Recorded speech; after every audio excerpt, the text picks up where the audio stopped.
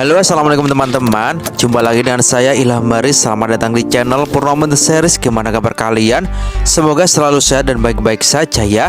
Kali ini kita akan meneruskan merangkum spoiler Wudong Qiankun atau Martial Universe Season 10 episode 31 ya guys. Dan gak usah berlama-lama lagi, langsung saja gas cuy. Cerita berlanjut. Pada suatu hari yang mendung, langit di atas pegunungan Barang Ilahi tiba-tiba berubah menjadi merah darah, disertai dengan aura kuat yang menyelimuti sekelilingnya. Cahaya merah yang memancar dari cakrawala itu menandakan kedatangan kekuatan luar biasa yang membuat para ahli yang berada di pegunungan itu terkejut. Mereka yang sebelumnya tidak mengira akan ada pergerakan besar segera menyadari bahwa sesuatu yang menakutkan sedang mendekat. Di tengah ketegangan yang mencekam ini, Lindong yang berdiri dengan tenang mengangkat kepalanya.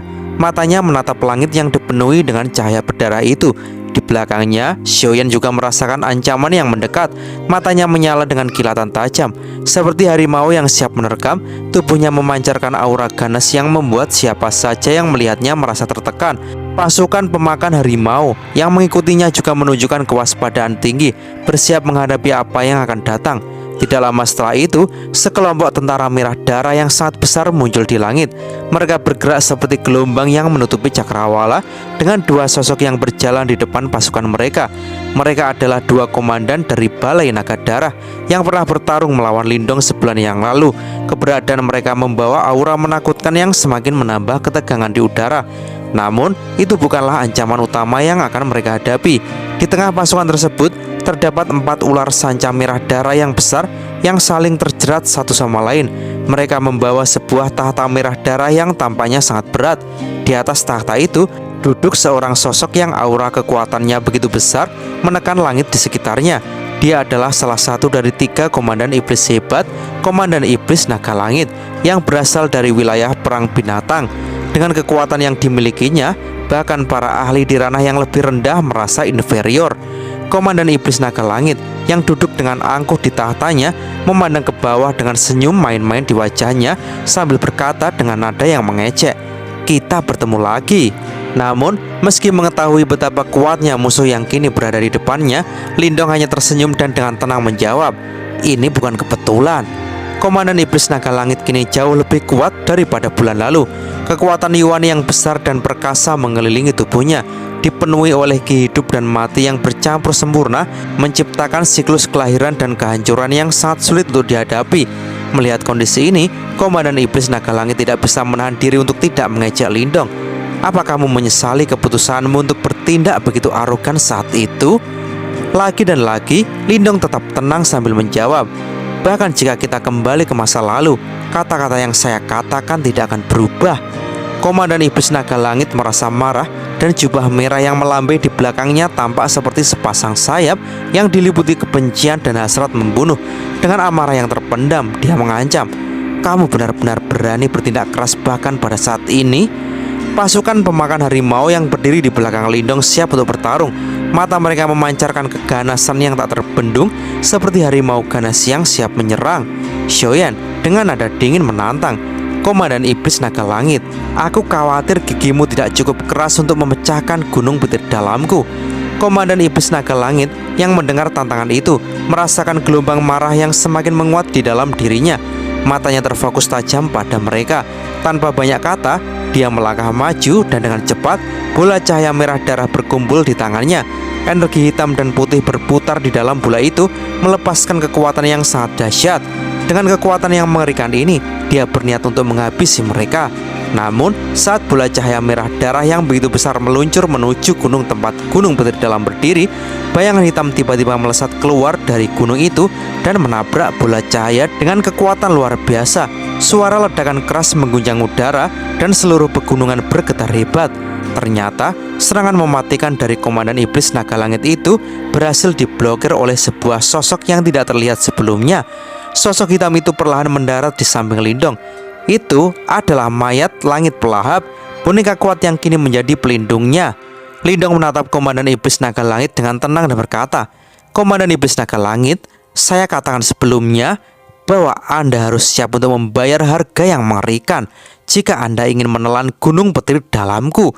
Dengan wajah yang memerah karena marah, Komandan Iblis Naga Langit menatap mayat langit pelahap sambil bertanya, "Jadi ini alasan dibalik kepercayaan dirimu?" Lindong pun tersenyum dan menjawab, "Komandan Iblis Naga Langit, tujuan kami adalah perbendaharaan barang ilahi. Kekuatan aula naga darahmu mungkin melampaui gunung petir dalamku, tetapi apakah kamu yakin bahwa kamu akan memiliki kekuatan untuk bersaing, memperebutkan benda-benda suci dengan dua komandan iblis hebat lainnya setelah bertarung dengan kami?" Kata-kata Lindong menyentuh titik sensitif. Komandan Iblis Naga Langit mulai sadar bahwa banyak orang di sekitar mereka mengincar perbendaharaan barang ilahi, dan jika dia terus bertarung dengan gunung petir dalam, dia mungkin akan menghabiskan banyak pasukan dan energi hanya untuk kehilangan kesempatan memperebutkan benda-benda suci itu. Tentu saja ini bukan keputusan yang bijaksana. Namun sebelum dia sempat mengambil keputusan, suara tawa keras tiba-tiba terdengar dari kejauhan yang semakin membuat suasana semakin panas. "Haha, Komandan Iblis Naga Langit, sepertinya kamu akan membuang wajahmu kali ini." Suara itu datang dari seorang pria besar yang mengenakan baju besi emas dan memegang tongkat hitam besar. Dia adalah Komandan Iblis Kera Emas dari Gunung Kera Emas, salah satu dari 3 komandan iblis hebat. Tak lama setelah itu, sebuah awan hitam besar muncul dari kejauhan, dan di antara sosok-sosok yang bersayap, tampak sosok kurus yang memimpin mereka dengan sayap 1000 kaki. Sosok itu adalah Komandan Iblis Kondor Hantu dari aliran Hantu Kondor. Saat ini, langit dipenuhi oleh 3 aura besar. Atmosfer yang tegang dan mencengkeram wilayah pegunungan. Aura ketiganya memancar begitu kuat hingga membuat banyak orang merasakan seolah tubuh mereka menjadi lebih berat. Di tengah ketegangan itu, Lindong dan kelompoknya berdiri mengamati dengan penuh kewaspadaan. 3 komandan iblis besar muncul, masing-masing membawa aura yang begitu menakutkan. Mereka adalah para ahli panggung samsara yang mendominasi wilayah perang binatang.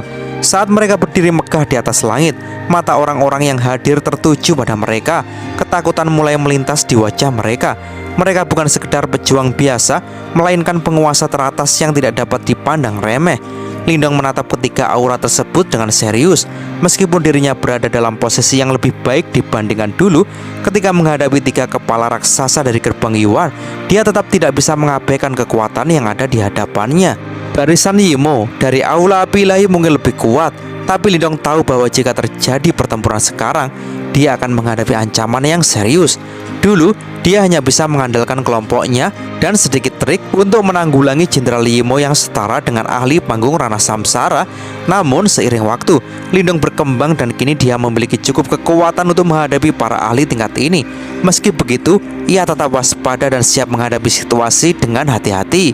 Komandan Iblis Naga Langit menyapa kedua rekan sejawatnya yang baru tiba, Komandan Iblis Kera Emas dan Komandan Iblis Kondor Hantu.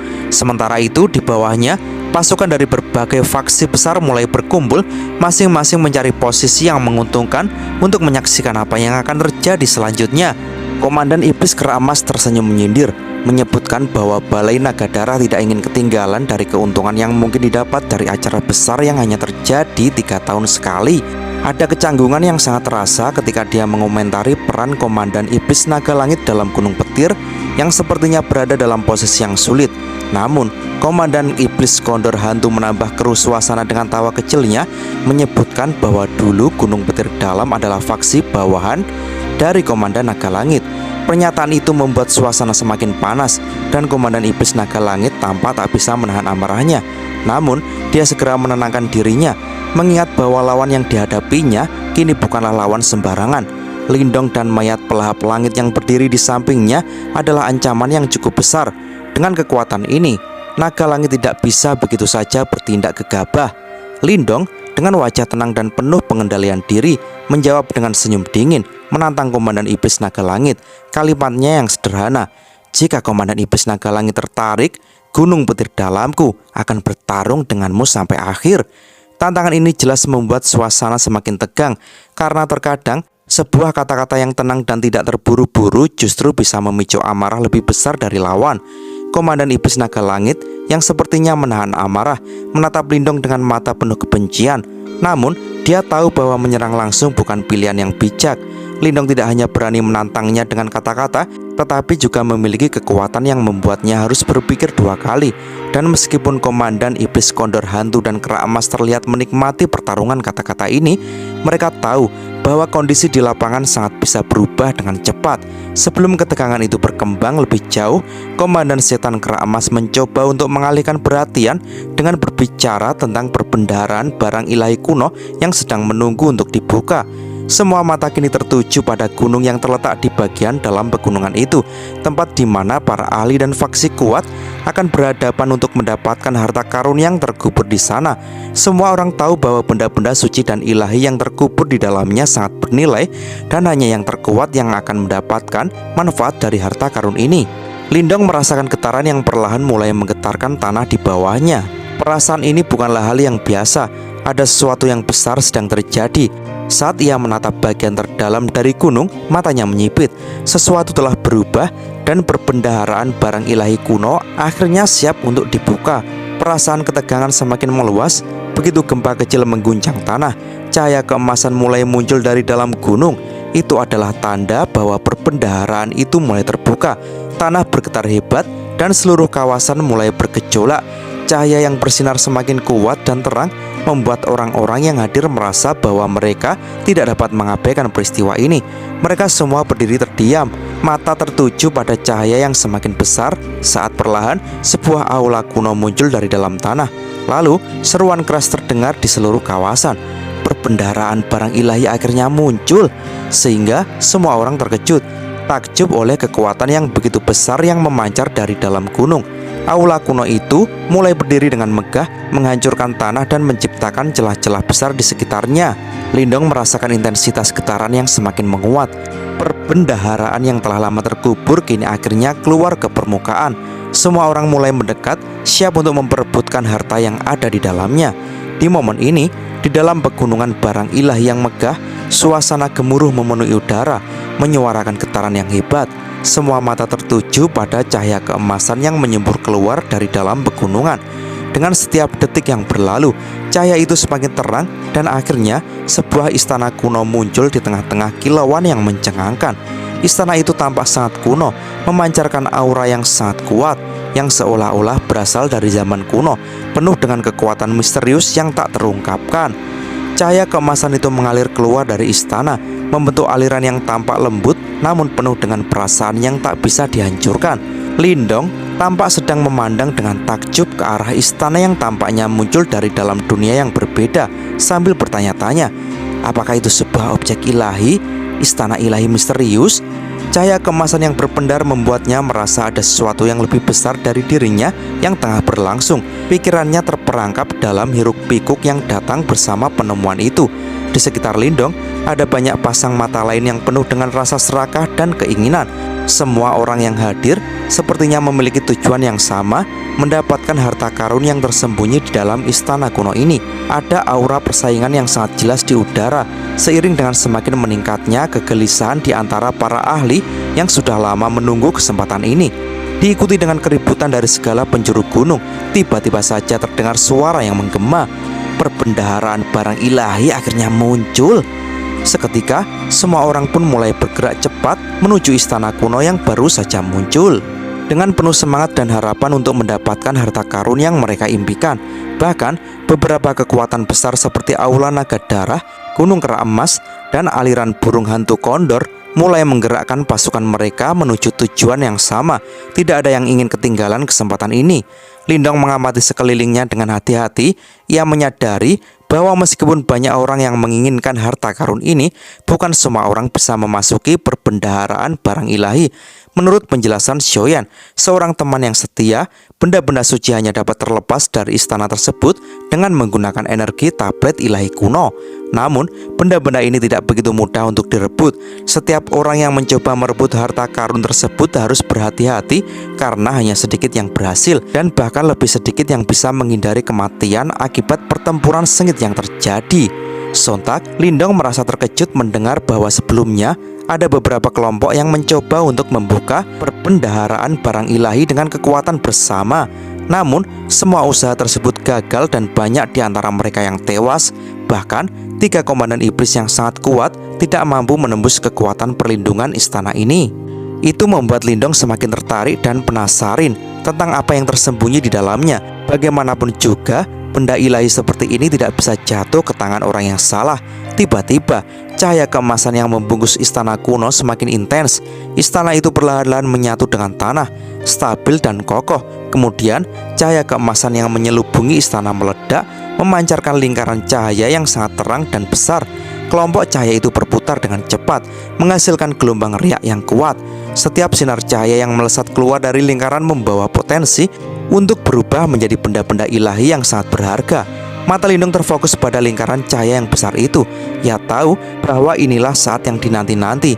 Benda-benda yang akan terlepas dari lingkaran cahaya ini pasti sangat berharga. Meskipun tidak semua benda itu sepadan dengan statusnya sebagai benda suci. Namun, bahkan benda yang lebih rendah sekalipun memiliki nilai yang sangat tinggi di mata para ahli. Kemudian, teriak seseorang dengan penuh semangat yang memecah keheningan sejenak. Objek ilahi telah muncul. Begitu sinar-sinar cahaya mulai keluar dari lingkaran, seluruh kawasan itu menjadi hiruk-pikuk. Banyak orang yang sudah tidak sabar untuk merebutnya dan persaingan pun semakin sengit. Lindong mengamati perkelahian yang berlangsung di sekitar lingkaran cahaya. Masing-masing individu berusaha merebut benda yang terbang keluar dari lingkaran dengan segala cara. Beberapa di antaranya berhasil mendapatkan barang berharga meskipun tidak banyak. Bahkan ada yang tewas di tengah pertempuran sengit itu karena banyak dari mereka yang merasa sangat serakah dan tidak ragu untuk menghabisi lawannya demi mendapatkan benda itu. Namun, Lindong tidak tertarik untuk terlibat dalam perkelahian tersebut. Ia tahu bahwa benda-benda yang keluar dari lingkaran cahaya bukanlah harta karun yang sesungguhnya. Mereka hanya benda-benda tingkat rendah yang tidak sebanding dengan apa yang tersembunyi lebih dalam lagi di dalam istana.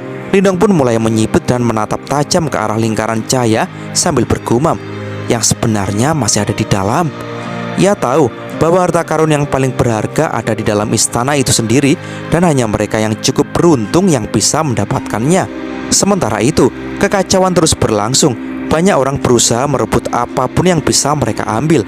Namun, dari segala keributan itu, seorang sosok yang besar dan berotot muncul ke permukaan. Itu adalah Komandan Iblis Banteng, seorang individu yang dikenal sangat kuat. Ia melayang ke udara dan dengan gerakan yang cepat dan terlatih, menggunakan tablet ilahi kuno untuk membuka jalan menuju lingkaran cahaya. Kehadiran Komandan Iblis Banteng segera menarik perhatian banyak orang. Dia adalah sosok yang sangat dihormati dan ditakuti, dan dengan satu gerakan tangannya, ia berhasil memperoleh benda suci yang muncul dari dalam lingkaran cahaya. Tentu saja, kemenangan ini menambah kegemparan dan membuat orang lain semakin serakah. Namun, tidak semua orang seberuntung itu. Komandan Iblis Kinsi, yang juga dikenal sebagai pejuang tangguh, mencoba melakukan hal yang sama, tetapi ia gagal. Ketika ia menarik kembali pita cahaya yang melesat ke dalam lingkaran, ia hanya menemukan kekosongan. Kegagalan ini membuat wajahnya memerah karena marah, dan ia menyadari betapa sulitnya untuk mendapatkan apa yang ia inginkan di tempat yang penuh dengan pesaing. Lindong hanya mengamati dengan senyuman tipis saat melihat peristiwa ini. Keberuntungan adalah faktor penting dalam meraih harta karun, dan dia tahu bahwa setiap orang memiliki peluang yang berbeda. Namun, saat ia menatap lingkaran cahaya keemasan, sebuah ide terlintas di pikirannya. Dengan menggunakan energi mentalnya yang telah dilatih dengan keras, ia mencoba untuk merasakan pergerakan dalam lingkaran cahaya tersebut. Dan cerita pun bersambung. Oke teman-teman, terima kasih sudah nyimak alur cerita kali ini sampai habis. Semoga teman-teman terhibur. Jangan lupa terus dukung channel ini agar terus berkembang ya. Dan sampai jumpa di episode selanjutnya. Assalamualaikum warahmatullahi wabarakatuh.